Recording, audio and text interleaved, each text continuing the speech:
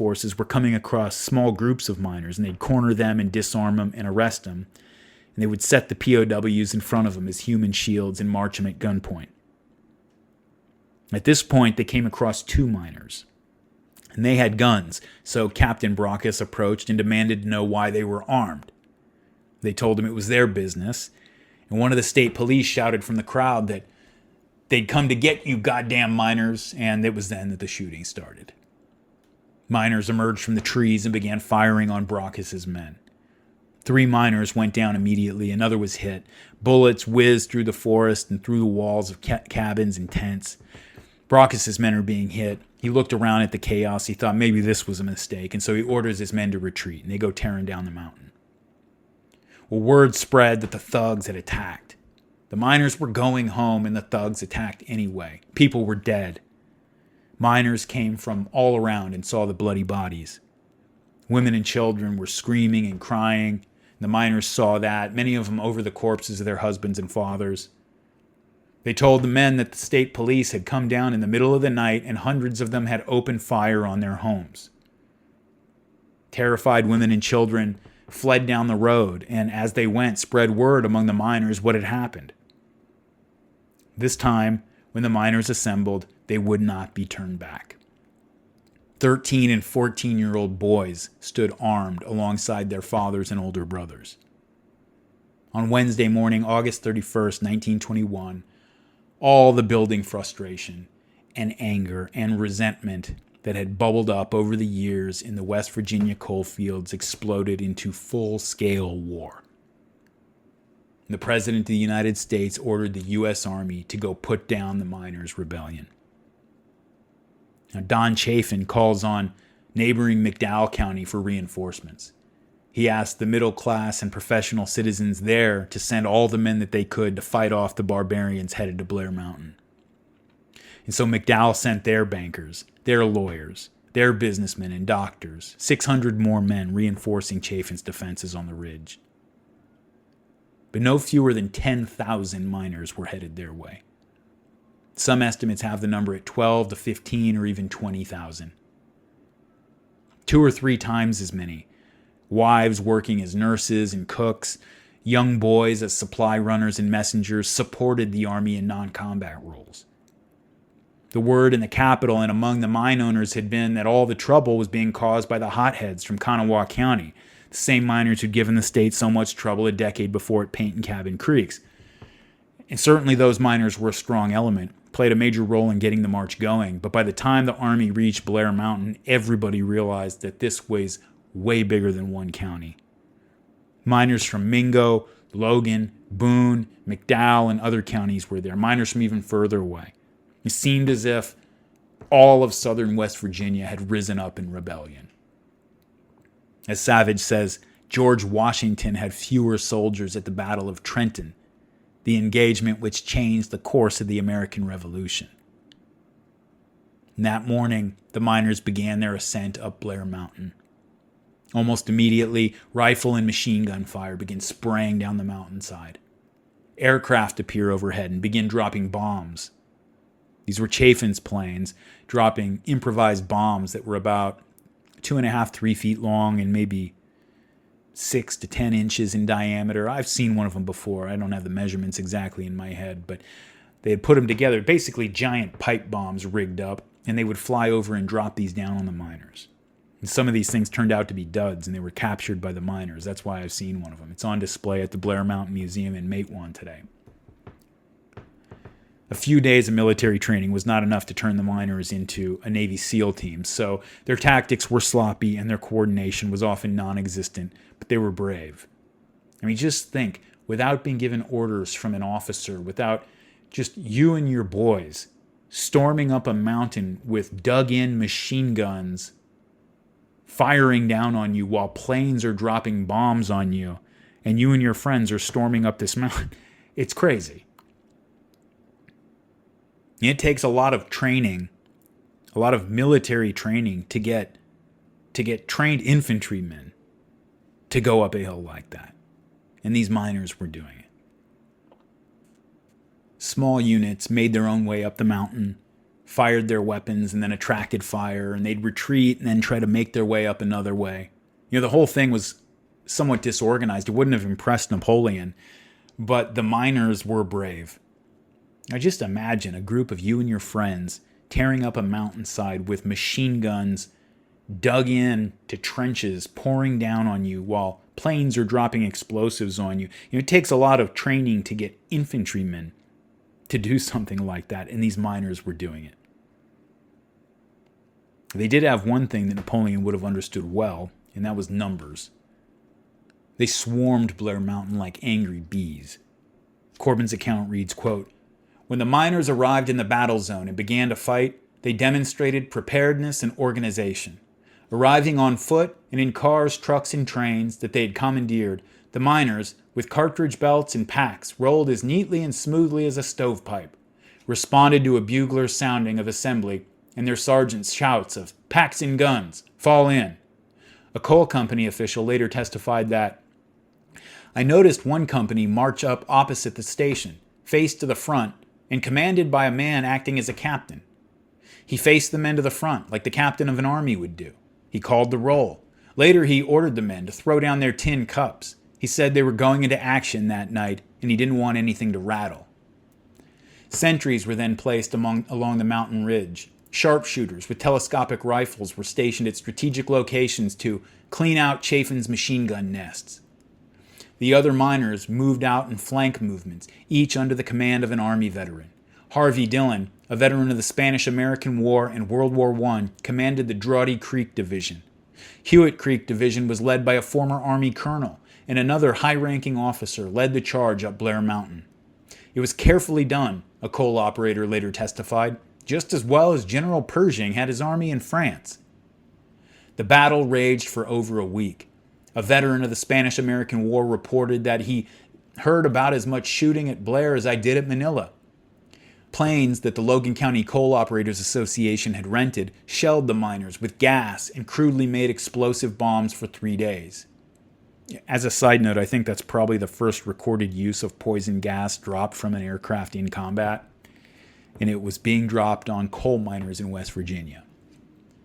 Both armies took prisoners, and each side was accused of torturing them, and both sides killed. A message sent out from the headquarters of Chaffin's army read, "As I've returned from the frontline trenches, thought I would try to tell you a little something about what has been going on over there. We certainly have been doing some honest-to-God fighting the past few days. I lost 3 men yesterday. Happened about 8 a.m. yesterday. Perhaps I will stop off and tell you all on my way home, if I don't get bumped off before I get away. Give my regards to the boys and kill all the rednecks you can." A horrified nation sat back in disbelief as newspapers reported on the largest armed conflict in American labor history. The headlines of an issue of the New York Times read, "Fighting continues in the mountains. Planes reported bombing miners. Heavy firing unabated." An issue of the Washington Evening Star declared in bold letters, "Martial law. Fighting now ranging on a 20-mile front." The Charleston Gazette headlined, "Logan now in a state of siege." Well, by the morning of September 1st, the miners had already captured half of the mountain ridge that was blocking their way, and they were preparing to roll up the rest of Chaffin's lines and storm down into Logan and Mingo counties. A state police captain appeared in Logantown. A machine gun had jammed at one of the mountain passes, and the miners had broken through. Chaffin hastily tried to construct a second line of defense for his men to fall back to, and the people in the town went into a total panic. A coal operator there in Logantown called a congressman that he knew personally and told him that unless troops were sent by midnight that night, the town of Logan was going to be attacked by an army of thousands of miners. A squadron of 17 military aircraft were flown in. People gathered and cheered when it was time for them to take off for the battle, but when the third one tried to take off, it glanced off a telephone pole and nosed down and flipped over in a field. 2 other of the aircraft had engine problems and couldn't take off at all. Another one had engine trouble and made an emergency landing and hit a mound of dirt and blew a tire and broke an axle. 2 others lost their way in fog and ended up in Tennessee. When they tried to return to Charleston the next day, they hit a storm, and when they tried to land, one of them hit a ditch and took out the landing gear and demolished the plane. and the other one looked for another landing spot until he was almost out of gas, then tried to land on the side of a hill, ran into a fence, and he crashed. So, not the finest hour for America's Air Force. Well, just then, with Chaffin's forces scrambling back to secondary lines and the people of Logan evacuating the town, that's when Daddy showed up.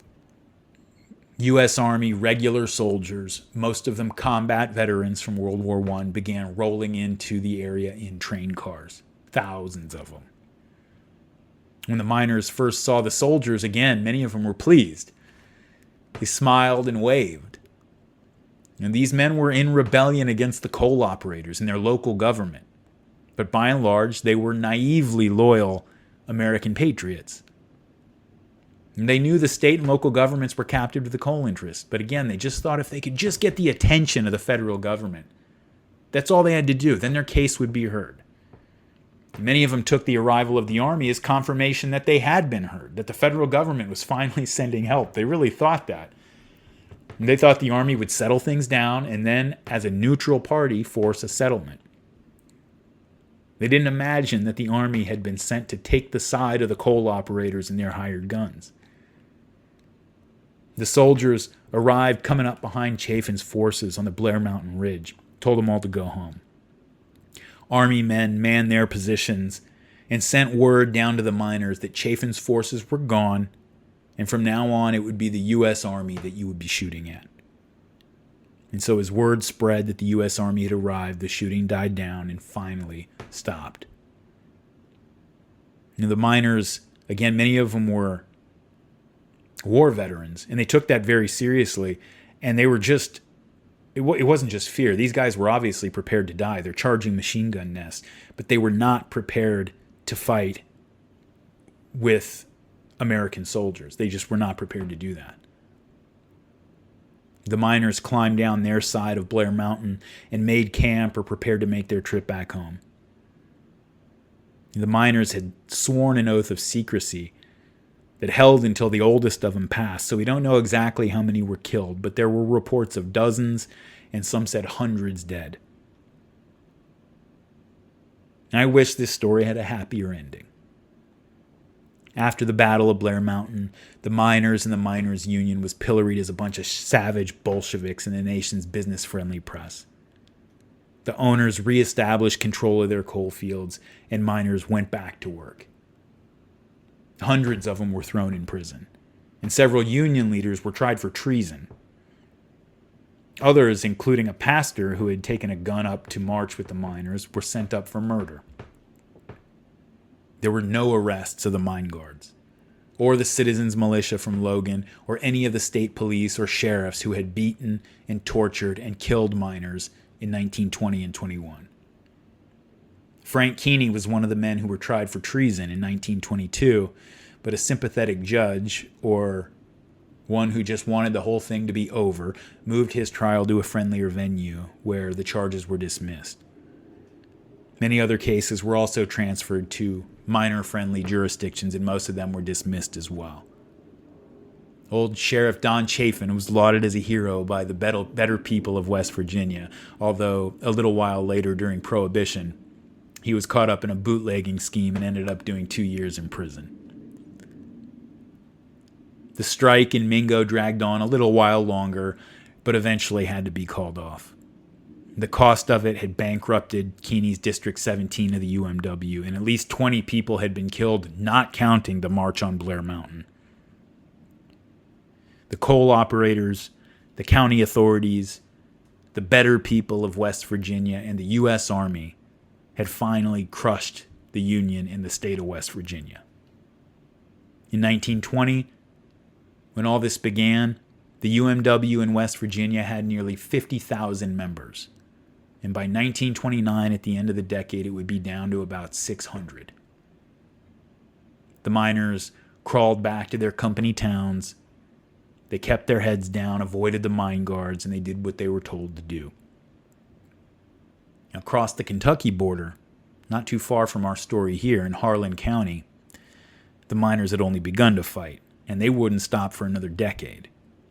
It wasn't until the 1930s under FDR's New Deal legislation, giving workers the right to organize themselves as a union, that the coal miners of West Virginia finally had a permanent voice.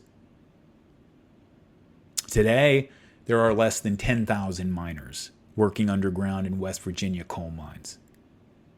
The industry finds itself under attack, mostly by the same kind of people who signed up to fight the miners in 1921. Office workers, businessmen, students, middle-class professionals, the better people of America who wear flannel and other work clothes as a fashion statement, but try to avoid shaking the dirty hand of an actual miner when they come across one. Almost 80,000 American coal miners have died of black lung since 1968. And God only knows how many of them died before that had a name. The miners' march on Blair Mountain may have been ill-considered, at times chaotic. Certainly it set their cause back a long ways. But these Americans, these people who identify themselves on census reports simply as Americans, and whose sons and daughters still do a disproportionate percentage of the fighting in America's wars. There's a joke that goes around the U.S. military that we wouldn't have an infantry if it weren't for Appalachia. I've heard the same one about Texas and Florida, and probably both versions are true. Well, these people, these Americans who went off into battle here at Blair Mountain, who did something that seems so crazy and so over the top to so many of us, these people were not living under a democracy. They were living under a form of peonage that has no parallel in American history in its scale and its oppressive nature, aside from the institution of slavery itself. And so what do you do in a situation like that? What do you do when a mine guard beats or kills you or one of your friends or abuses your wife or your children, and you go to the sheriff, and that doesn't do any good because the sheriff works for the mine company? Okay, well, you go to the county authority. Nope, the judges work for the mine company. Go to the governor. Nope. What do you do? What did the founding fathers of the country do? Men don't do what these men did just because they got riled up. They do what they did because they saw no other choice. And if men like these had not fought, even though they lost, if they had not fought and put the fear of God into the better people of this country, if you think the barons of industry and finance would have, out of the goodness of their hearts, lifted working people off the barrel they had them over in the 19th and early 20th centuries, we can agree to disagree. And so, of course, I can't condone violence of any kind. No. Can't go that far. Cannot condone violence. But on the other hand,